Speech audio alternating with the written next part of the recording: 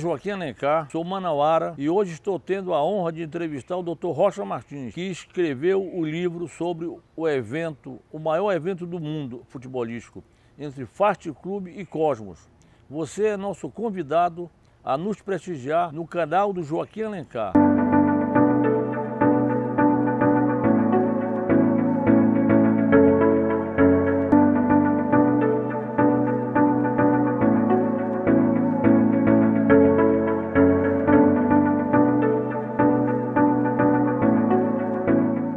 Nós estamos novamente aqui com o Dr. Rocha Martins, que vai contar a história da família Rocha Martins aqui em Manaus, aqui no Amazonas. Inclusive, Rocha, eu gostaria que você relembrasse que o seu pai morou, inclusive, na casa de Eduardo Ribeiro, o nosso grande governador militar, que fez com que Manaus, já naquele momento, tivesse uma página histórica para a eternidade, fazendo com que nós tivéssemos, entre outras coisas, o Teatro Amazonas.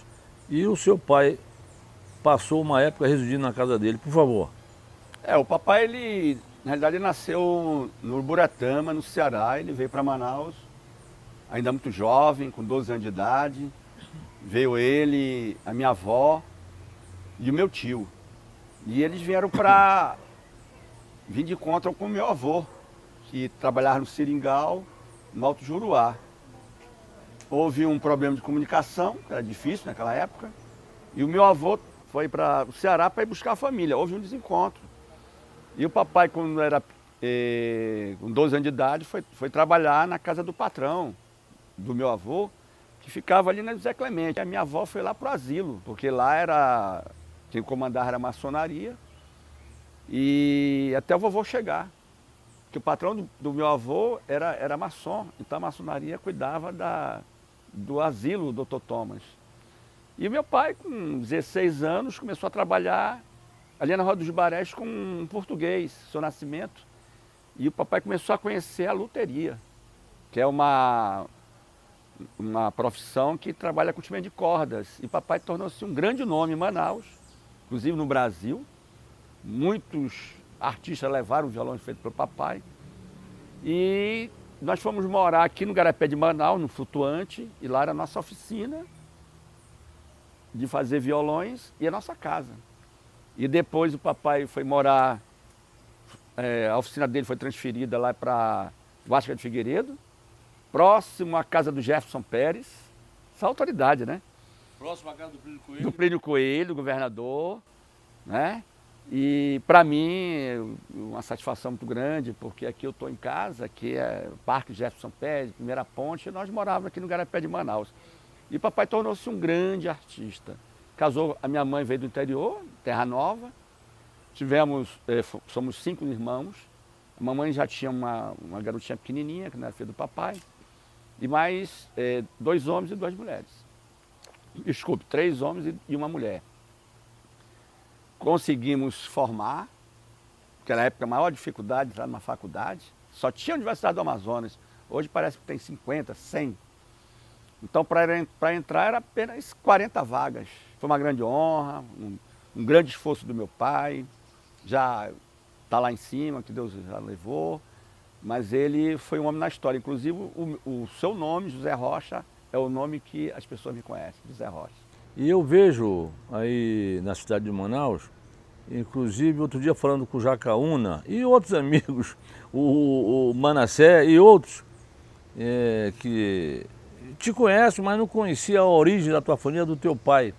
E entre outros amigos nossos, quando você fala a tua origem, as pessoas se desmancham, e às vezes em emoção.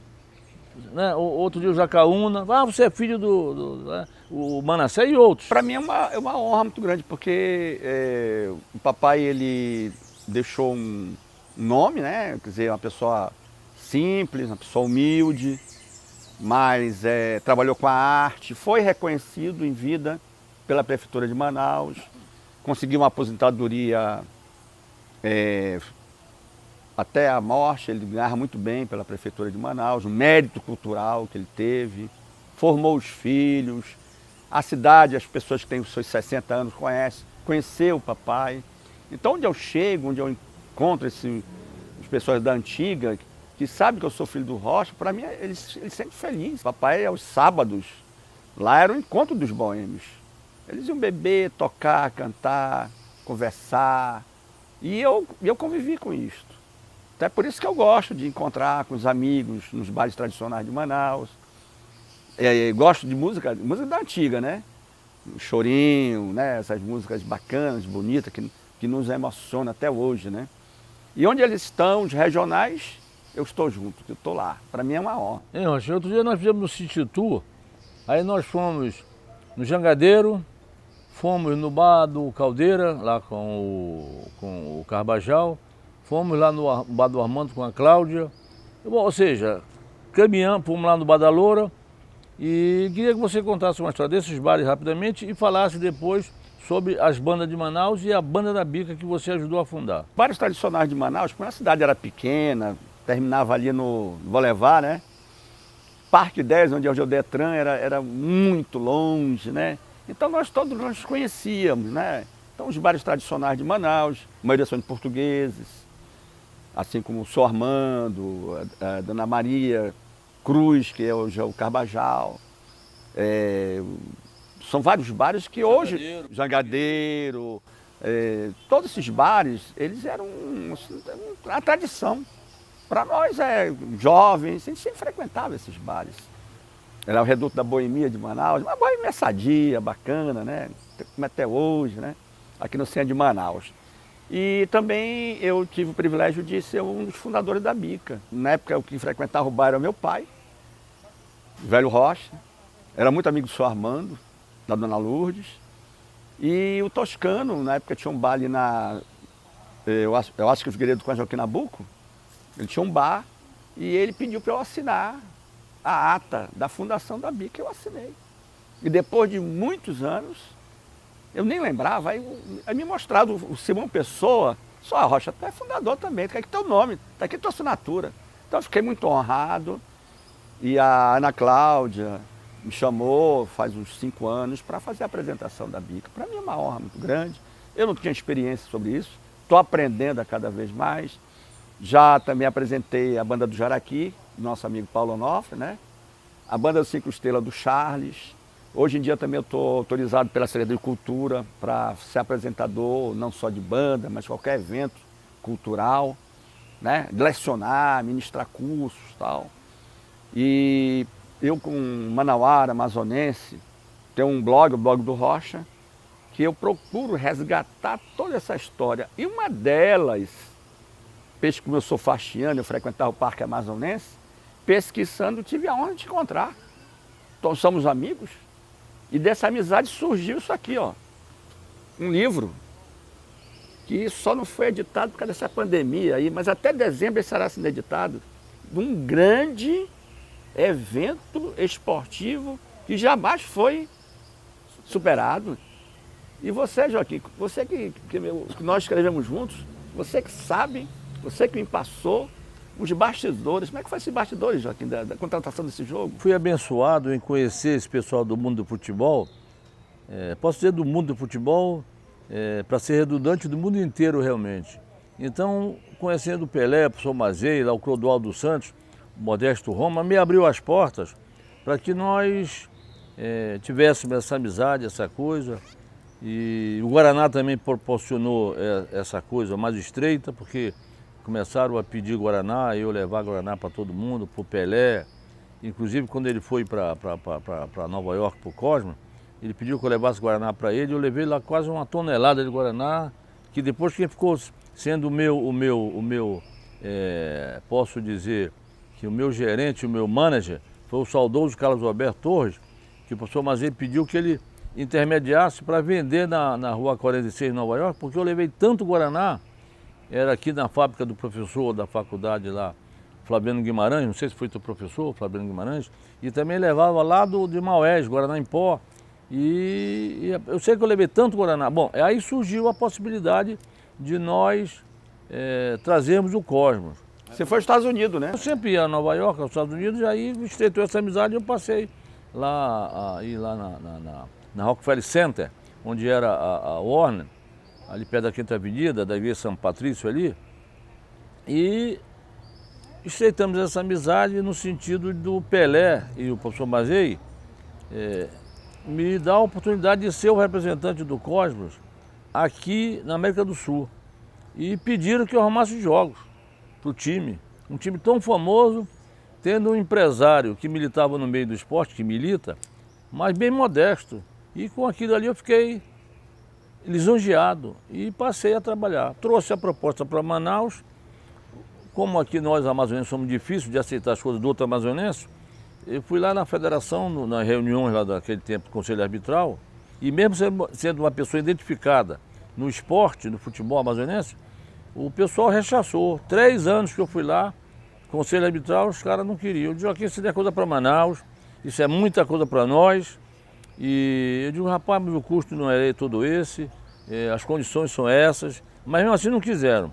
E dado, na 4ª vez que eu fui na federação, no outro Conselho Arbitral, porque na época que eu queria trazer era com o Pelé jogando ainda, né? E aí estava lá o Muniz, o saudoso Muniz, estava lá o João Torres, e ouviram eu falando de novo. E como nós somos fastianos, acho que houve assim uma identificação, uma simbiose, né? Esportiva, futebolística, etc. E aí nos uniu. E quando saímos de lá, o Muniz falou, Joaquim, vamos jantar no Canto da Peixada, que a gente vai conversar essa história, porque eu quero saber detalhadamente. E nós fomos para o jantar no Canto da Peixada, de lá o negócio fluiu realmente, e aí começou a andar, e assim aconteceu esse jogo, Rocha. Como você falou, foi o maior evento futebolístico do mundo. A própria Warner, ela tinha o orgulho de expor lá o maior evento futebolístico do mundo entre 2 clubes, Fast e Cosmo, a data, e dizia lá com 120 mil pessoas no estádio, porque nós vendemos os ingressos, o pessoal, naquele tempo você chegava no portão e não tinha uma certa segurança, o pessoal invadiu e subiram também para as barquinhas, ou seja, o Cosmo, o historiador do Cosmo, colocou lá como 120 mil pessoas dentro do estádio. Para você ver o que é a empresa, uma empresa organizada. A Warner mandou para cá, Rochinha, para ver a nossa temperatura, toda uma situação. O hotel que eles iam se hospedar, onde eles iam treinar e a indumentária deles para o jogo. Entendeu? Uma coisa que nós brasileiros... Só bem organizado, né? Bem planejado. Uma coisa que nós não nos preocupamos, a gente vai jogar em algum lugar, algum país, muito mais nós brasileiros, muito mais nós amazonenses aqui, não se preocupa se lá está frio, está quente, como já aconteceu vários problemas aqui com clubes locais. Mas Joaquim, esse aqui, esse livro, assim, claro, você, junto com o Manuel Muniz, com o João Torres, foram as pessoas responsáveis em trazer esse time para unir o Cosmo, para Manaus. Esse livro, ele também, não só o jogo, ele também retrata sobre o Vivaldo Lima, né? A inauguração do Vivaldo Lima. O Fast Clube fez agora 90 anos, né? 90 anos. Esse jogo aqui, 40 anos. E também fala também sobre o paraquedismo também, né? Que eles fizeram um show lá, né? Jacaúna, a turma dele. Então, é um livro que vai ser histórico, que para mim foi uma honra escrever juntamente com você. Agora você também é escritor, né? Como é que você se sente sendo escritor? Não é uma dádiva, não é uma coisa muito bonita, não é não? Realmente, escrever alguma coisa, Rochinha, fica melhor para aquele realmente que tem uma intimidade com a caneta, ou agora com os teclados, como é o seu caso. Eu sou um menor aprendiz e um estagiário para lhe acompanhar, para aprender com você. Mas eu também fico orgulhoso em ter dado alguma colaboração para o livro, inclusive a Vanessa Araújo também, que nos ajudou a corrigir o livro, né? Isso. Né? A Vanessa, aqui, nosso agradecimento, tem nos ajudado bastante e fez com que esse livro saísse sem erros de português, porque ela fez uma revisão completa. E agregando em cima disso, Rochinha, eu fiz um negócio inédito, que nós agregamos a esse jogo outros eventos e a divulgação de Manaus, do Amazonas, no mundo. Antes desse evento, nunca ninguém tinha promovido Manaus, nem o Amazonas no exterior.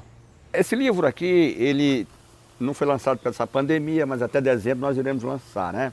Porque não trata só do jogo, né? Trata sobre a formação do faixe, falam todos os times de Manaus. O Joaquim, ele também tem uma coisa assim bacana que ele como manauara, amazonense, eu admiro muito. É a preocupação dele com a cidade. O Joaquim você faz arborização, né? Planta. E tu também tem alguns projetos na área de mobilidade urbana. Quais são os projetos assim, que você te orgulha mais de você ter participado? Eu tenho lá em casa, mais ou menos, uns 200 pés de mudas.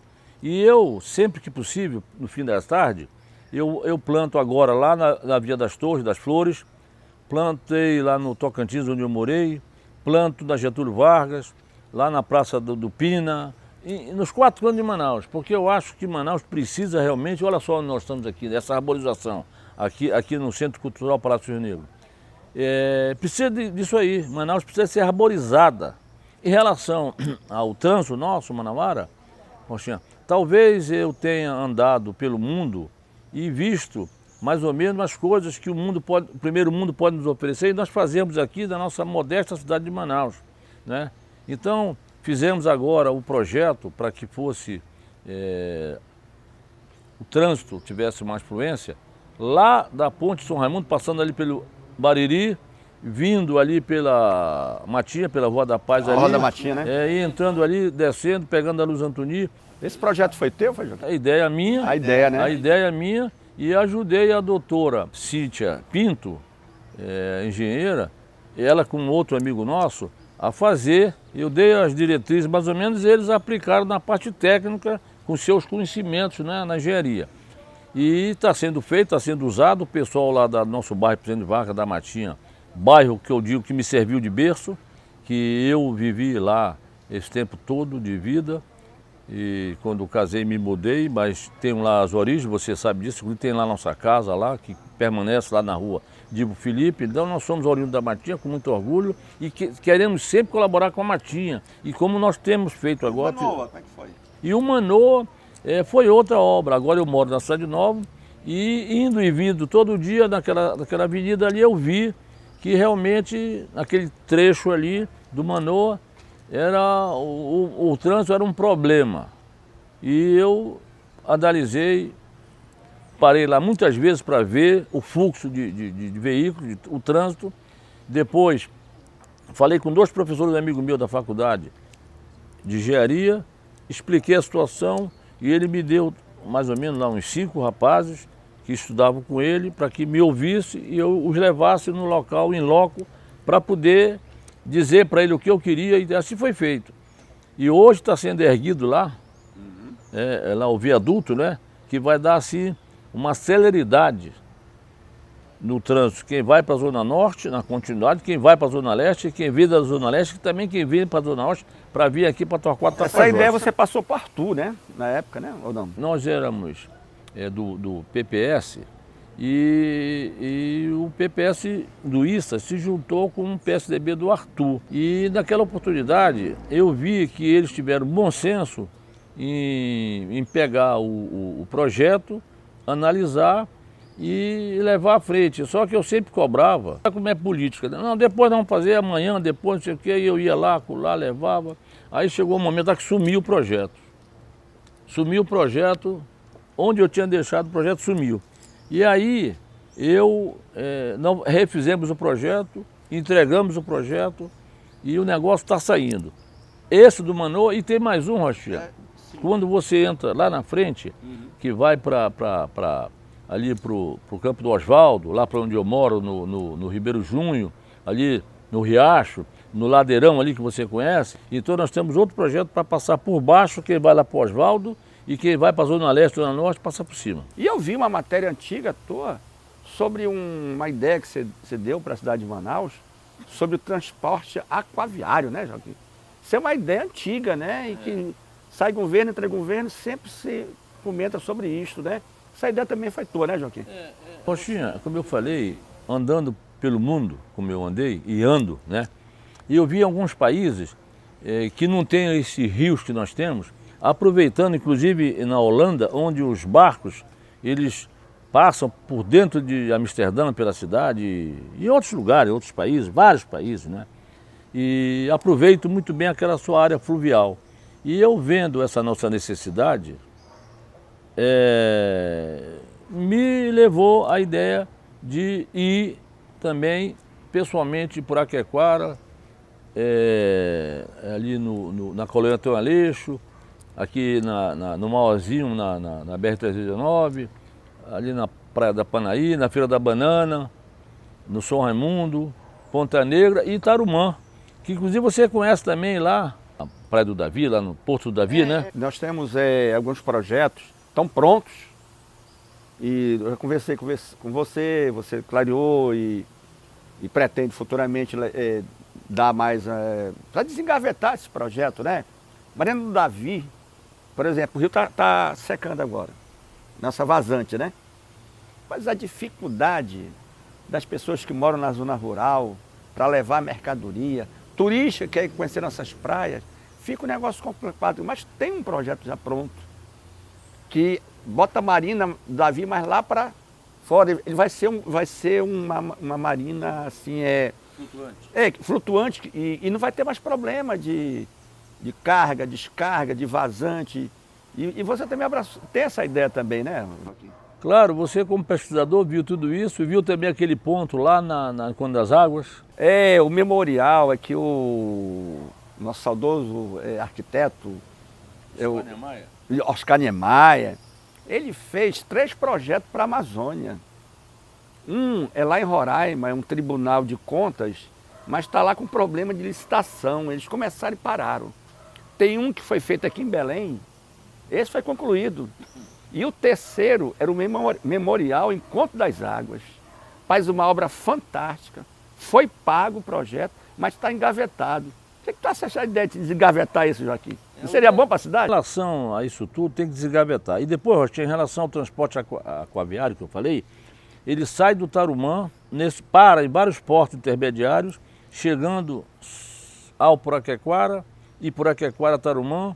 Isso vai dar também fluidez ao trânsito, que vai diminuir o trânsito na cidade, nessa zona, muito mais na zona norte, zona leste. Problema de congestionamento não vai ter, porque nós temos o maior rio do mundo em volume d'água e extensão, então não tem problema nenhum. O problema só é político. E eu espero que realmente nós possamos fazer esse tipo de transporte, que vai ser o ideal. Isso, quando eu levantei, Rochinha, para fazer, tínhamos problemas de atravessar nas balsas das rolarias ali do Iranduba para ir muito mais para a Zona Leste, porque a Zona Leste estava numa crescente muito grande. E tinha problemas de trânsito, muito mais com caminhões carregados de tijolos, quase que diariamente. E aí, no mundo, existe esses ferryboat, transporte aquaviário e etc. Então eu me levantei para fazer isso aí. Só que nunca ninguém deu atenção. Nenhum governante chegou, abraçou a causa. E é uma causa necessária para a nossa cidade, não é verdade? Porque nós temos aqui um povo ribeirinho, se podemos dizer assim, muito grande. Então o transporte aquaviário, ele vai dar fluidez. Fizemos uma pesquisa também, quem sai lá da Puraquequara, Colônia Antônio Aleixo, para chegar nas faculdades aqui no trabalho, quem vem do Tarumã, tem gente que demora 3 horas para chegar, 3 horas, sair do Puraquequara até chegar no destino dele. Fizemos uma pequena pesquisa. E tem esses problemas. E quando nós conversamos com essas pessoas, as pessoas ficaram contentes de ter essa notícia, legal, né? Ter essa notícia. Eu, Joaquim, claro, nós somos amazonenses, faixiano, né, Joaquim? E nós amamos nossa cidade, assim como amamos nosso país, né? Então nós temos uma preocupação com a cidade. Eu escrevo sobre a cidade. A Djalma Batista, Constantino Neri e Recife. 3 grandes avenidas que quando chega lá em cima, ela afunila numa só, provocando um engarrafamento. Do Boulevard até lá. Até lá. E você tem, assim, umas propostas para levar para os prefeitos, o próximo prefeito, né, já com relação a isso, né? Rochinha, essa ideia realmente, eu ando por lá quase que todo dia, né, naquele trânsito, mas olhava, via aquela dificuldade e ficava pensando como ajudar a resolver. Aí, de repente, chega uma fonte luminosa, dessa cabeça arejada que você tem, graças a Deus, e disse o que era para ser feito. E eu abracei a causa e lhe pedi permissão para usá-la. Claro. Não é verdade? Claro. Porque você sabe que o cara vai cantar uma música do fulano e não diz quem é o autor, pô. Deixa o cara, né? Então, eu lhe pedi, e disse, Rocha, eu posso usar essa sua ideia? Você falou como amazonense, uma hora você falou, não, quem pode. Então, ali, nós agregamos em cima da ideia, tirarmos o aeroporto dali, o aeroclube, colocarmos lá para Iranduba ou outro lugar que seja, mas Iranduba pode ser Cacau Pereira ali, né, o aeroclube, e lá fazermos, como nós já conversamos lá, fazer N coisas, inclusive uma estação rodoviária internacional, tá precária, né? Fica uma bonita, tá? Internacional, porque aqui nós recebemos passageiros do exterior através da nossa estrada, da avenida, né? Que vem lá do Caribe, etc. Não vem só gente da Venezuela, não, porque não é só gente da Venezuela, não. E também a Venezuela merece respeito, porque lá eles têm boas estações rodoviárias lá. Um PAC, né? O PAC, escolas. A própria prefeitura poderia colocar suas secretarias lá, né? Estive lá pessoalmente várias vezes, Rochinha, depois que você deu ideia, no Aeroclube. Inclusive estive lá com o Marivan, que é ex-atleta do FAST, que você conheceu lá naquele dia lá no chefe Ângelo, que nós fomos almoçar lá. Eu andei lá para cima e para baixo do aeroporto e vi o tamanho que é aquele aeroporto e o que ele pode receber ali de obras que sejam beneficentes. E agradeço realmente essa sua preocupação, né, de nos ajudar, nos dar mais uma dica para que Manaus receba obras, porque as obras que nós temos em Manaus, elas têm que ser adaptadas, melhoradas, para que a gente possa enriquecer mais a nossa cidade. A questão do transporte aquaviário, Rocha, voltando nele, tanto vai ser benéfico para nós, manauara, quem vive aqui em Manaus, e para o turismo, porque o sujeito vai dar uma volta, conhecer a orla de Manaus de ponta a ponta, não é verdade? O sujeito quer vir do Tarumã, imagina, o sujeito quer vir do Tarumã para ir para Puraquequara de carro, de ônibus, olha só a mão de obra, não é? Então, uma hora e meia, né, de ônibus. Não, mais do que mais, isso, né? mais do que isso, porque você vai ter que sair lá do Tarumã, fazer ali na Constantino Nery, pegar outro. E pode ser turismo também, né? O cara... Não, justamente o turismo. Então o cara vai fazer turismo andando aí com um preço relativamente baixo, muito mais para o turista que vem do exterior e muito mais com o euro, então, ou com o dólar que seja. Então, ele vai agregar a necessidade do manauara com a necessidade do turista em desfrutar dessa beleza amazônica. Você é conhecido aqui em Manaus, no Brasil, como do esporte, né? A pessoa que trouxe o Cosmo para Manaus, para nós é uma honra, né? E você tem assim, eu já li, você tem já trouxe muitos eventos esportivos para Manaus, já vi que você tem vários projetos, porque eu queria saber o que nós poderíamos fazer para alavancar o nosso esporte, o nosso futebol. Nós temos essa arena maravilhosa que custou não sei quantos milhões. O que nós poderemos fazer? Você como do esporte, o que deve ser feito? Tu tem algum projeto em relação a isso? O projeto Vale Lazer é meu projeto, é nosso projeto Vale Lazer, que inclusive você escreve aí no livro, e ele multiplicou a nossa economia, a nossa arrecadação 5 vezes a mais, não é verdade? Então agora nós temos um projeto para alavancar o esporte, a cultura e o futebol. O Free Soccer, ele tem que fazer uso do dinheiro da dívida ativa do município. Esse dinheiro da dívida ativa do município, ele fica flutuando, nem chega, não sai do bolso do contribuinte e nem chega nos cofres da prefeitura. Ele fica flutuando. E aí não tem destino esse dinheiro. O sujeito, às vezes, ele legaliza as multas dele do carro, o IPTU dele, ele regulariza alguma coisa dos 5% que tem que pagar do ISS, ele regulariza alguma coisa dele com a prefeitura, quando ele vai vender o veículo ou quando ele vai vender o patrimônio dele, no caso a casa, um prédio, o que seja. Aí ele tem que se atualizar, né? E às vezes o valor é muito alto para ele pagar de uma vez. Esse projeto em favor do esporte, em favor da cultura, em favor do futebol, ele vai beneficiar. Por exemplo, o sujeito tem uma dívida com a prefeitura de R$5.000. E esse dinheiro de R$5.000, para a prefeitura cobrar dele, é muito mais caro para a prefeitura cobrar do que os 5 mil que ele vai ter que pagar. Então a prefeitura deixa para lá. Esse dinheiro existe, mas não chega do lado nem não sai do outro. Então, se faz um projeto em sendo aproveitado né, pelos vereadores passado e promulgado pelo prefeito, no caso, ele vai dar uma condição de que o sujeito possa usar esse dinheiro que ele deve para a dívida ativa, ele pode usar comprando ingresso. Então, se ele deve, por exemplo, R$ 5.000, ele vai, o ingresso, vamos supor, custa R$ 50, aí ele vai comprar 10 ingressos. A dívida dele era de 5.000, ficou em 4.500. Esse dinheiro é para o evento que vai acontecer, vamos supor, Fast Club e Rio Negro. Aí vai ter um evento no Sambódromo, vai se apresentar o Chico da Silva, vai se apresentar o Zezinho do Carrapicho e vai se apresentar o Américo Madrugada, por exemplo. E aí o evento lá em algum lugar, na Arena da Amazônia, que seja, ou que seja o Sambódromo. E quem vai comprar os ingressos é aqueles que têm a dívida ativa. Ele vai comprar o ingresso e vai abater do valor dele, do que ele deve. Se ele comprar 10 ingressos, é a mesma questão. 5.000 fica 4.500. O município está anunciando, você contribuinte, que tem na dívida ativa os valores do seu valor não pago, você pode comprar ingressos em tal lugar, dar o endereço para comprar o ingresso e com esse valor você vai poder tirar as suas certidões negativas no caso de você estar em inadimplente com o município.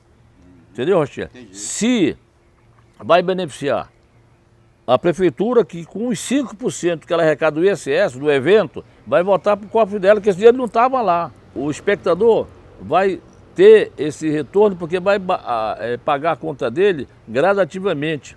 Aí vai funcionar, como você colocou outro dia, lá com o professor, no Café do Pida. Vai entrar o lavador do carro, aliás, o guardador do carro, do estacionamento, o táxi vai para lá, o Uber que vai lá para o evento, o cara vai pedir o Uber, e vai água, cerveja aí ao redor dos acontecimentos. Então vai ter assim uma renda, emprego e renda, porque o sujeito que trabalha no estado, no município, aliás, no município, ele vai estar trabalhando lá no evento também. E aquele que trabalha como um cidadão comum, que leva lá os seus produtos para vender depois do jogo, antes do jogo, durante o jogo, durante os eventos culturais, durante eventos esportivos que eu te falei. Então vai ser, Rochinha, um benefício para todos. Porque nós conversamos muito sobre cultura, né, Joaquim? A gente tem trocado muitas ideias, né? E como tem, por exemplo, nos Estados Unidos tem o Brazilian Day, né? Tu tens uma ideia também de levar a Amazônia para a Europa. Seria tipo assim uma Amazônia Day também? O que é isso, Joaquim? Como é que seria possível? Sua pergunta ela é bem oportuna, porque nós em Manaus e nós no Amazonas não damos valor para a terceira economia do mundo, que é o turismo. E você andando pelo mundo, você vai ver países, por exemplo, aqui perto, eu estive lá, o Panamá é assim uma afluência de turismo que você é um Dubai aqui na América Central, o Panamá. Lá na Costa Rica, ele recebe 4,5 milhões de turistas por ano. E o que eles apresentam na Costa Rica, entre os vulcões, alguma coisa lá, a parte também, é a floresta, são os animais silvestres, etc. Coisa que nós temos aqui em abundância e não aproveitamos. E no Caribe lá, é a mesma coisa. O valor turístico que eles dão lá é de 92% em cima do turismo. Isso na Espanha, na Itália e em outros países, não é? Você vê que Manaus não usufrui disso. A ONU diz que em cada 5 empregos, 3 são canalizados para o turismo. Aqui nós não temos nenhuma condição de vir o turista. Até porque, Rochinha, eu andando por aí, eu vi que o sujeito se equivoca entre Amazônia, ele não sabe. Confunde Amazonas, Manaus e... Com Amazonas, né? É bom que todos saibam que a Amazonas é uma coisa, a Amazônia é outra coisa que incorpora dentro dela o Amazonas. Só que o sujeito não fala Amazonas aí fora, ele só fala na Amazônia. E quando fala da Amazônia, ele fala geralmente para denegrir a imagem da Amazônia. Eu não sei se é por conta das operadoras, dessas megas operadoras de turismo, que discriminam a Amazônia para não vir o pessoal para cá. Eu não sei qual é a finalidade. Eu sei que você, quando ouve na crônica internacional, falando mal da Amazônia. O Amazonas nem falo, porque o Amazonas para ele não existe, é a Amazônia. E o Brasilian Day, ele ia mudar o papel, uma maneira de conhecer a Amazônia, de ver a Amazônia? A Amazonas Day é a ideia de levarmos, por exemplo, levarmos eventos culturais, a nossa cultura, por exemplo, para Londres, a Inglaterra, que é o centro nervoso lá da Europa, ou na Alemanha lá, que seja, ou mesmo na França, nesses países desenvolvidos, que realmente eles podem exportar turistas, não é verdade? Ele tem dinheiro e tem povo querendo lazer, ele tem povo querendo conhecer outros povos, no caso, o Amazonas e Manaus. Então você ia levar para lá Chico da Silva, repetindo, Zezinho do Carrapicho e outros artistas que nós temos aqui no Amazonas, que nós somos ricos em cultura musical. Você vê esse rapaz agora que faleceu lá em Parintins, aquele... Emerson, né? Emerson. Maia, né? É, Maia. Ele fez uma música, que é uma música que quando você ouve, qualquer ser humano que ouve, quando ouve a música dele, Lamento de uma Raça, né? Ele é um hino que o mundo todo tem que conhecer, tem que abraçar, porque o que ele falava há alguns anos passados já acontecia e hoje acontecendo em grande quantidade, muito maior. Ele fala da saracura que está fugindo da floresta, que está se queimando e quer dizer... O índio chorou. O índio chorou. E o branco também, então quer dizer... Esse povo aí fora tem que conhecer essas nossas origens, porque falam realmente da preservação da Amazônia numa música, né?